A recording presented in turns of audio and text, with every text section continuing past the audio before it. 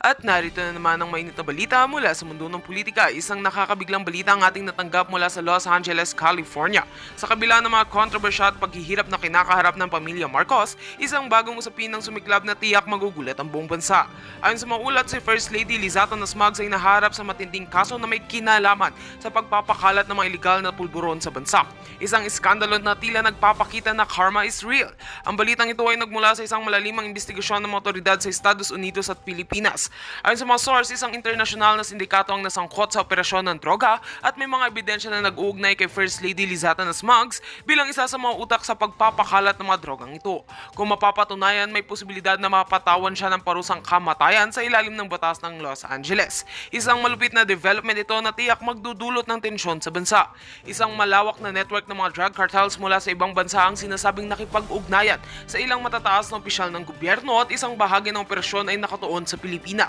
Ayon sa mga investigador, si Liza Smugs ay tumulong ng pagpapapasok at pag-distribute ng mga pulburon sa bansa. Isang hakbang na nagbigay daan sa pagdami ng mga kaso ng drug-related crimes sa Pilipinas. Naitala rin ang mga pangalan ng ilang political figures na kabilang sa operasyon, ngunit nakakapagtataka na ang First Lady ay natukoy bilang mastermind.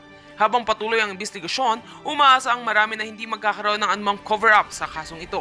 Binanggit ng ilang mga eksperto sa batas na kung ang kaso ay mapapatunayan, ang parusa ay magiging seryoso, kabilang na ang pagkakakulong o kamatayan. Samantala, ang pamilya Marcos ay nagpahayag ng kanilang pagkakabigla at hindi pagtanggap sa mga parata. Ayon kay Lizata Nasmagos, wala siyang kinalaman sa anumang iligal na aktibidad at ipinahayag ang kanyang lubos na pagkakabahala sa aniyay mga maling akusasyon laban sa kanya. Sa ngayon, ang mga otoridad sa Amerika ay patuloy na nagsasagawa ng masusing investigasyon at pinag-aaralan ang mga posibleng ebidensya laban sa First Lady. Habang abangan natin ang mga susunod na kaganapan, tiyak na ito ay magdudulot ng matinding tensyon sa gobyerno at sa mga mamamayan ng Pilipinas. Magsisilbing paalala ito na ang karma ay walang pinipiling oras at pagkakataon. Samahan niyo kami sa susunod ng mga araw habang tututukan natin ng mga susunod na developments sa kasong ito. At yan nga mga balitang ating pagkakatutukan, at kung bago ka pa lamang sa aking channel ay huwag kakalimutang mag-like, share and subscribe para updated ka sa aming mga bagong balita dito sa Tatak Pinas.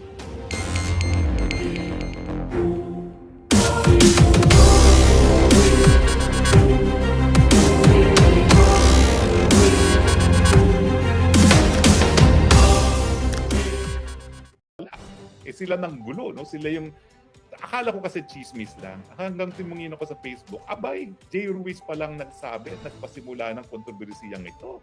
Sabi ko, ano ba naman ito? Kung ganyan ang ganyan, baka hindi na sila umabot ng 3 taon, no?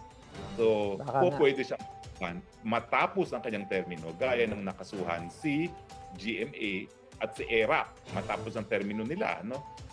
Tandaan natin na si Presidente Digong lang ang hindi naging vengatibo, hindi nagpakulong sa kanyang predecessor, hindi niya pinakulong si Noynoy Aquino, no?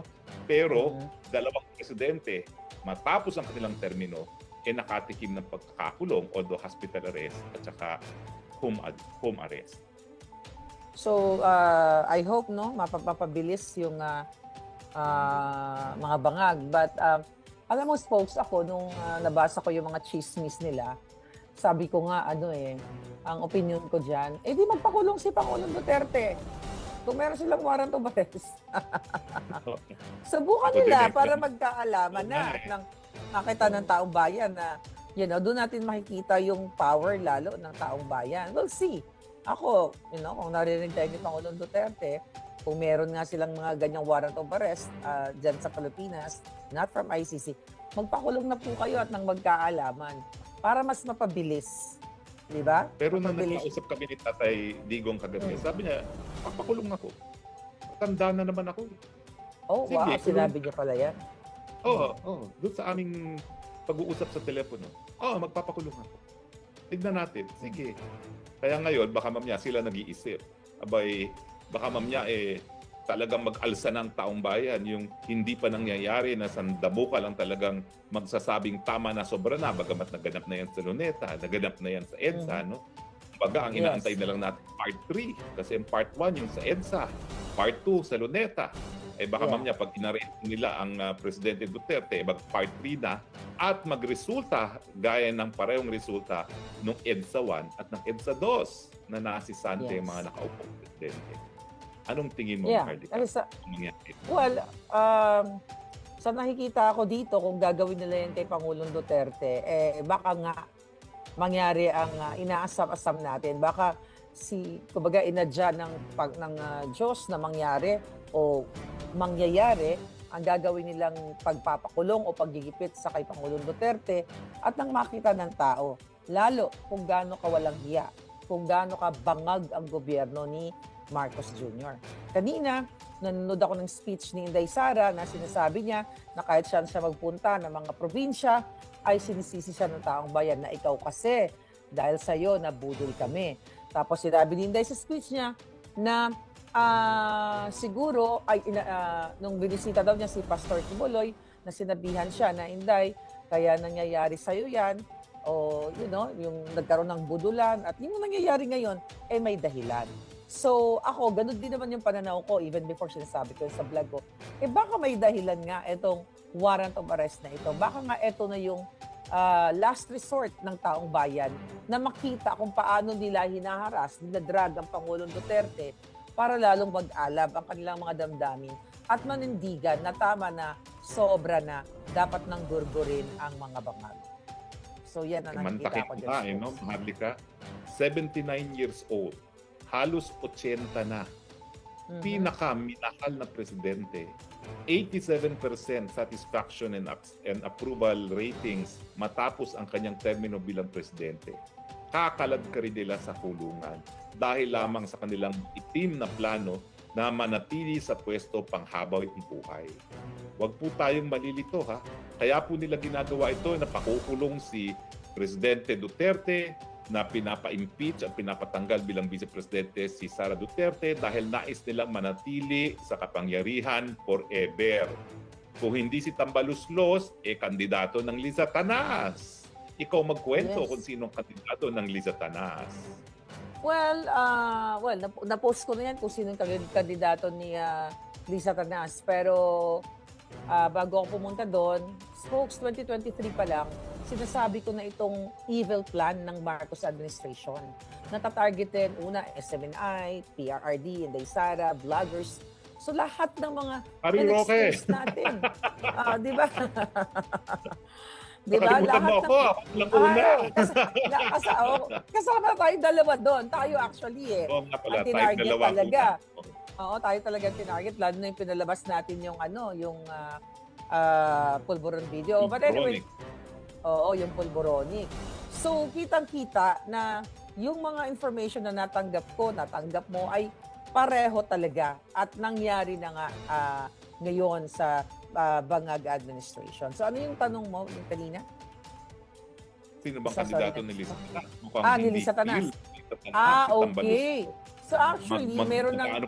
Maglalabanan pa sila. May nagsasabong na sila sa loob. Ayon sa ating grabe reliable source talaga ito dahil kadikit ito ni Liza Tanas na pinangakuan niya ang kanyang crush na si John Vic Remulla na susuportahan niya na maging presidente over kay Tambaluslos.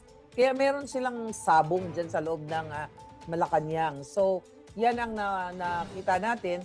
Pero Diyos ko, wala namang kaapil-apil si John Vic Remulla sa taong bayan. Kung meron man, kakaperaso lang. Baka yung pulido lang ang meron siyang appeal. Pero sa totoo lang, yan ay pinakakalat na, according to our source, pinapakalat na ni Liza Tanas.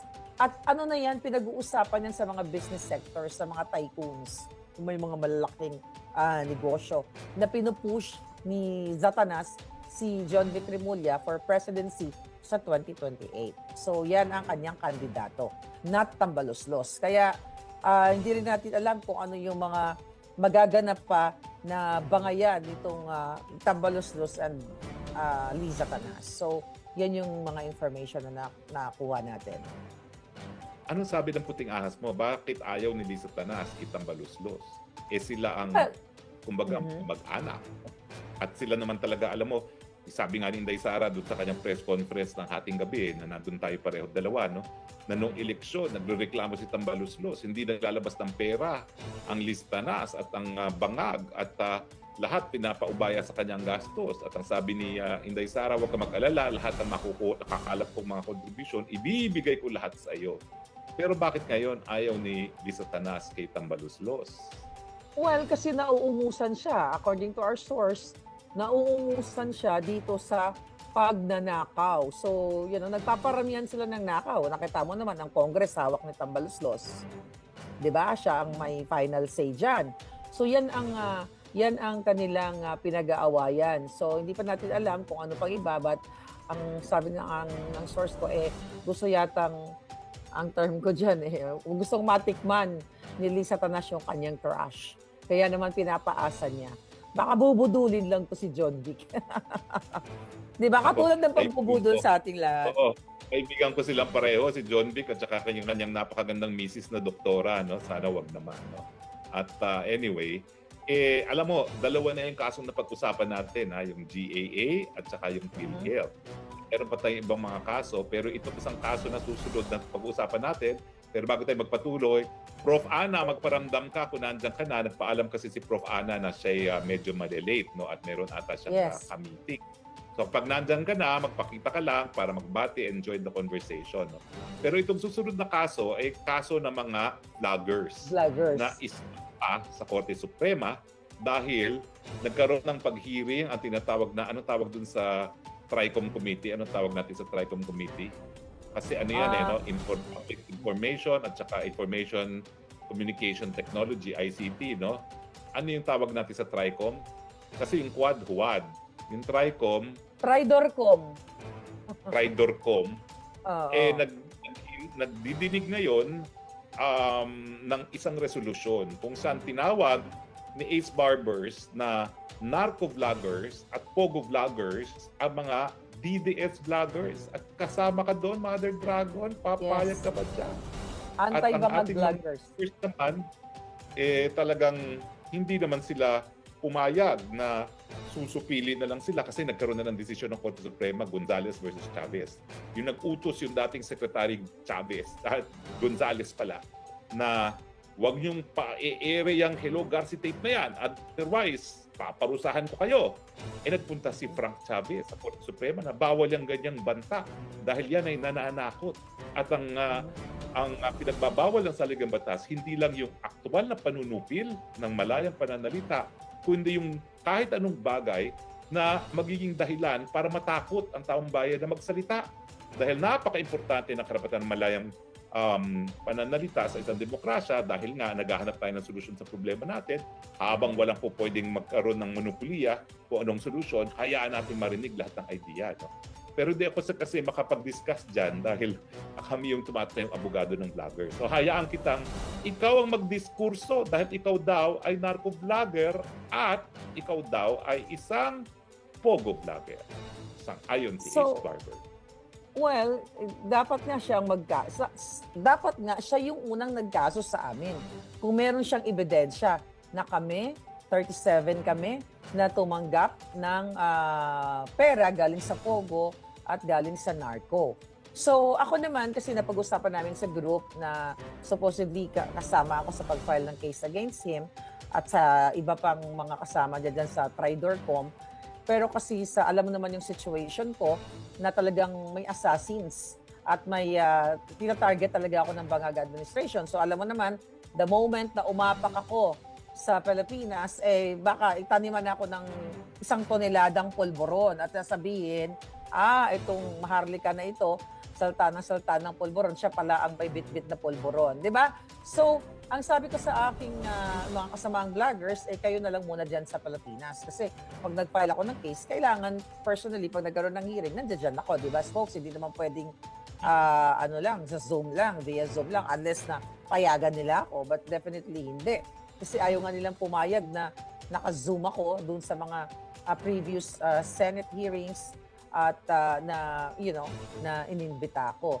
So, ang nakikita ko dito, hindi, kumbaga na underestimate ni Barbers at ng Tridorcom ang mga vloggers na kahit na magpakalat sila ng fake news o akusahan tayo na narco or pogo vloggers, akala nila hanggang social media lang kami. But, grateful ako sa ating kila Rosette, kila Dr. Lorraine, AJ Morales, Joey at lahat ng mga nandoon, MJ, na talagang nanindigan sila, na nag-file sila ng case against dito kay barbers na ito. At ang nakakatawa, mga kababayan, at so sorry for sure, alam naman natin lahat, na si barbers pa ngayon nag-play victim. Na ang ginawa daw ng mga vloggers na pagtungo sa prosecutor's office ay panghaharas sa kanya. So bilang abogado naman, ano ang iyong opinion dyan? Okay. Kung hindi ako pwede magsalita doon sa petition sa Korte Suprema dahil tumitindig kaming abogado ron, pwede naman ako magsalita dito sa libel kasi hindi ako Yes. abogado dyan sa libel case na yan. At saka hindi pa yan nasa korte. Ang libel naman kapag ikaw ay nag-akusa sa isang tao na isang bagay na gumagawa daw ng krimen o di naman kaya ay talagang nagdudumi sa kanyang katauhan at ginawa mo yan sa isang pampubliko na pamamaraan at alam mo naman kung sino ang tinutukoy niya. At ang tinutukoy talaga naman niya ay yung 37 na inimbitahan ng Tridor Committee niya, no? Pwede talaga silang managot para sa libel. Now, ang akin lang is importante na sabihin natin sa taong bayan na dinidemanda si Barbers for libel, hindi dun sa mga bagay-bagay na sinabi niya habang siya ay nasa Kongreso. Kasi lahat ng bagay na sinabi niya habang nasa Kongreso, hindi po pwedeng maging basehan for libel. Pero kasi dada siya ng dada sa media at sa labas ng Kongreso, doon siya na-demanda tuloy. Kasi kapag siya naman inagsalita sa labas ng Kongreso, hindi sakop yan nung tinatawag natin ng immunity from libel ng mga mambabatas. Dahil yung immunity from libel sa mga bagay-bagay na nabanggit lang sa opisyal na pagdinig ng Kongreso dahil nga ang Kongreso ay gumagawa ng polisiya, solusyon sa mga problema. So kinakailangan pakinggan lahat ng posibleng solusyon at kinakailangan ng mga debate dyan sa Kongreso, hindi gaya sa nangyayari ngayon na sunod lang kitambi, kung hindi dapat matindi ang debate nang malaman natin ang tunay na solusyon. So sa tingin ko, pwedeng magkaroon ng libel dahil ang dinimanda naman ng Group of 37 ay mga pananalita sa labas ng Kongreso na tinawag talaga silang narco-vloggers at saka pogo vloggers. Ang issue lang is, pinangalanan ba sila? Actually, kung sa interview niya ay hindi pinapangalanan, nag-privilege speech siya eh. At saka, palagi siyang sabi na itong 37 nito hindi sumusipot, sila ang narco-vloggers, sila ang pogo vloggers. Ibig sabihin, yung 37 ang tinutukoy niya. Hindi naman sinasabi ng batas na kinakailangan banggitin ang pangalan. Ang kailangan lang, identifiable. Malalaman mo kung sino ang tinutukoy kung hindi man binanggit ang pangalan. At paulit-ulit kasi siya sa kanyang privilege speech, sa resolution, at sa kanyang mga pronouncements sa media na yung 37 na hindi sumisipot, sila yung mga narco-vloggers at saka mga pogo vloggers. Diba? Ang spokes, sa mga article ng mainstream media, ang tawag talaga sa amin is narco and pogo vloggers. Walang allegedly talagang derechahan na narco and pogo vloggers kami according to barbers. So, diba? Ano pakiramdam mo na sinabihan ka na isang barbers, na isang congressman sa isang distrito na may isang tulay na parang 12 taon na ata hindi pa natatapos, no? Ikaw pa ngayon ng criminal daw. Anong pakiramdam mo dyan? Well, actually, hindi naman siyang unang nagsabi niyan na kami ay funded pa nga ng China. Kami ni Sas, pinagsabihan ni, who's that? Yung anak ni Enrile, si Katrina, no? Si Katrina Enrile na kami ay Chinese funded o China funded. So, pakiramdam, I'm used to it, folks. Ang iba ko mga kasama, nasaktan, first time sa kanila. Pero lahat naman ng kasinungalingan or taint sa aking credibility ay ginawa na ng gobyernong bangag. Kaya nga, di ba, nung hindi ako natinag sa kanilang mga fake news against me, so ang ginawa nila, nag-fund si Lisa Tanas ng mga proxy cases at dinala dito sa Amerika. Nag-file defamation case kasi nga hindi nila ako mapatahimik. So akala nila, in 2022, masisira nila ako sa kanilang mga propaganda at manahimik na lang ako, iiyak at hindi na magbablog dahil napaya or something. Pero, sabi ko nga, kapag nasa tama ka, at ang katotohanan ay nasa iyo. Ako personally, wala akong takot. Kaya nilalabanan ko tong bangag na ito. So sa tanong mo kung ano nararamdaman ko, hindi ako nabubuisit hindi ko baga, sabi ko nga immune na ako sa mga ganon.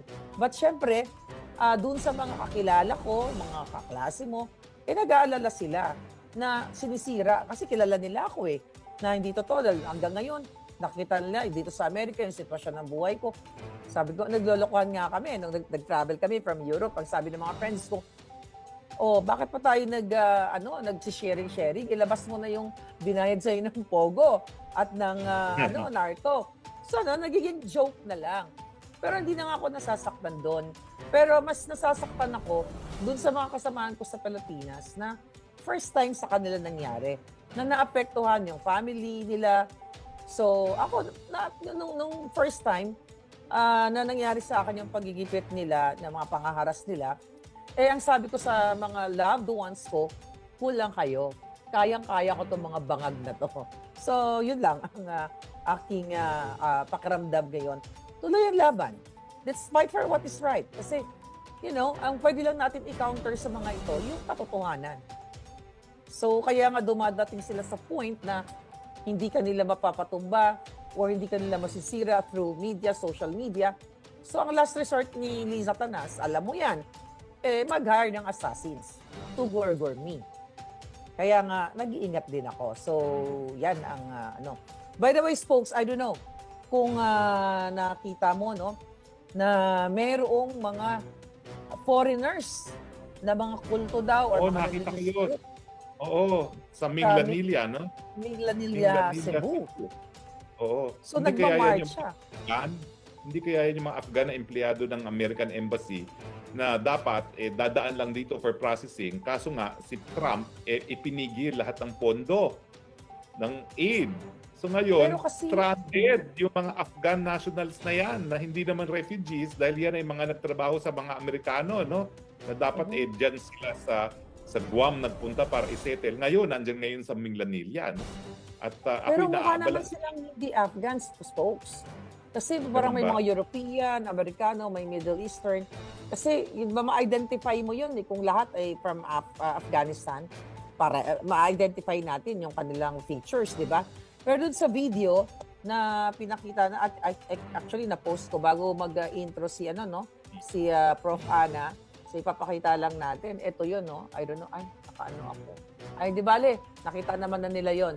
So anyway, nakita nyo na naman yon.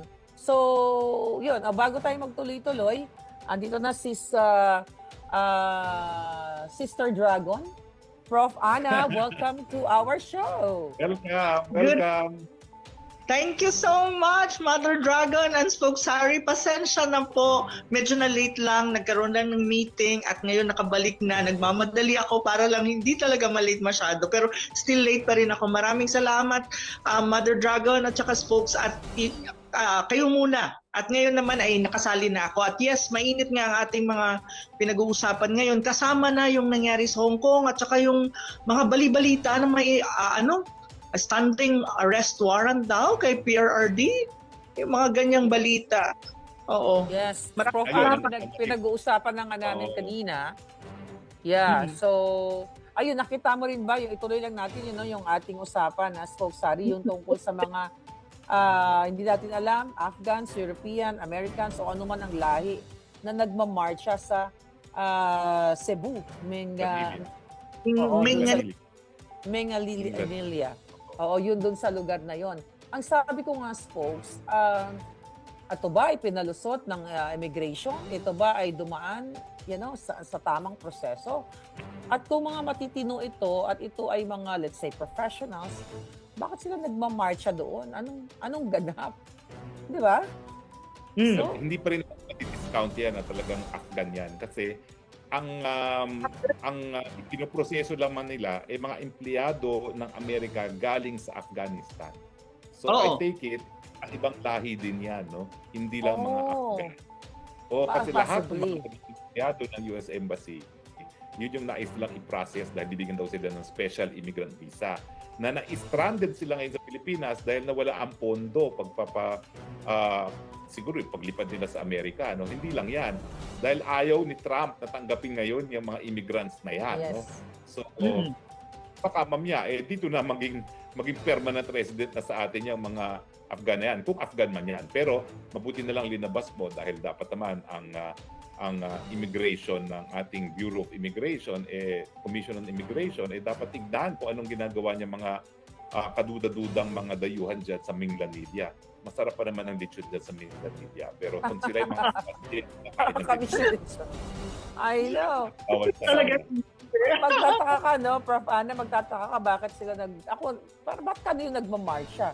Sige, granted na sila ay Afghans. Ano sila? May kulto? Bakit ka nagmamarsya? Ano ba sila? Nag-organize ba sila ng isang terrorist group or something? So, nakakaduda na dapat. Go ahead, Prof. Ana. Sir Dragon, sis, yun ang sinasabi ko, matagal na ako nagsusulat dyan. Ang sinasabi ko nga, may problema dyan sa mga Afghan national na sinasabi nilang refugee. Kasi ang justification actually ng Department of Foreign Affairs and even of the Marcos administration, mga refugee daw ito. Sabi ko, technically, they are not actually. Kasi at the moment, ang Taliban, ang Afghanistan, may bago na gobyerno. Wala naman actually policy ang Taliban i-kick out yung mga yan. Sila lang talaga ang gustong umalis ng Afghanistan precisely because natatakot sila na magkaroon ng retaliation against them yung Taliban government ng Afghanistan. Dahil bakit? Kasi ito yung mga Afghans na nagtrabaho para sa mga Amerikano at some of them are actually spies ng mga Amerikano nung panahon ng gera. So ito yung pupunta, i-repatriate sa Amerika kasi nga natatakot sila. So ang Amerika naman, okay, pinagbigyan. Pero ang tanong kasi, dadaan muna ng Pilipinas. Ang problema kasi diyan, ang sinasabi ko nga before, ang problema kasi diyan, na-verify ba talaga? Ang vetting process ba talaga is matindi. At makakasiguro tayo na itong mga ito ay hindi magkakaroon ng backlash in a sense na magkakaproblema ang Pilipinas sa kanila. Kasi ang vetting process ang pinaka-importante. Pangalawa, nung time na yon, sinasabi nga na, sinasabi ko na ayusin muna nila kasi baka magbago ng administrasyon. Manalo si Trump at alam naman natin na President Trump talaga ina-avoid niya itong mga ganitong mga migrants na papasok sa United States kasi ang dami na ring problema ng United States talaga ng migration na hindi lang nanggagaling halimbawa sa mga taga-Afghanistan, even yung border with Latin American or South American countries. So alam naman natin yun. So sinasabi ko nga before pa mag-decide ang Marcos administration at before pa mag-agree dyan sila, dapat tignan nila na there's a possibility na mananalo si Trump. Nanalo nga. So you cannot blame President Trump kasi from the very start, yan talaga niya. Stranded in the Philippines, Minglanilla, nakapaligid ang mga lechon. Alam naman natin ang mga Afghan at mga Muslim, problema nito yan. Spokesman, namimiss mo na yung lechon. Wala pa ako dyan para ubusin ng mga lechon na hindi sila umay. Grabe, Now, sunod-sunod. Meron pang isang nangyayari ha. Ngayon, nagpadala ng mga Marines sa Cotabato. Dahil walang notice, pinalitan nila ang Chief Minister ng BARM. Itong si Chief Minister Iqbal ay pinalitan na hindi ko kakilala kung sino yun, no? Kung sino man ang pangalan niya. No? At ito ay isang kudyat na parang may banta na naman sa kapayapaan sa Mindanao. Kasi alam naman natin na si Iqbal ginawang Chief Minister ng BARM dahil siya galing sa hanay ng MILF. Ang nais nating mangyari yung mga mandirigma ng MILF, sila na yung magpatakbo ng gobyerno nila dyan sa BARM. Ngayon, tinanggal unceremoniously. No? Ito ay matapos na malagdaan ng Marcos Jr. ang isang batas na nagpapa-postpone na naman ang eleksyon sa BARM. No? So nagpaupo sila ang bagong Chief Minister na walang mandato na hindi rin galing sa hanay ng MILF. Alam mo yun, kung galing siya sa hanay ng MILF, kahit pa paano maintindihan natin na wala silang mandato kasi mga rebelde nga naman sila, no?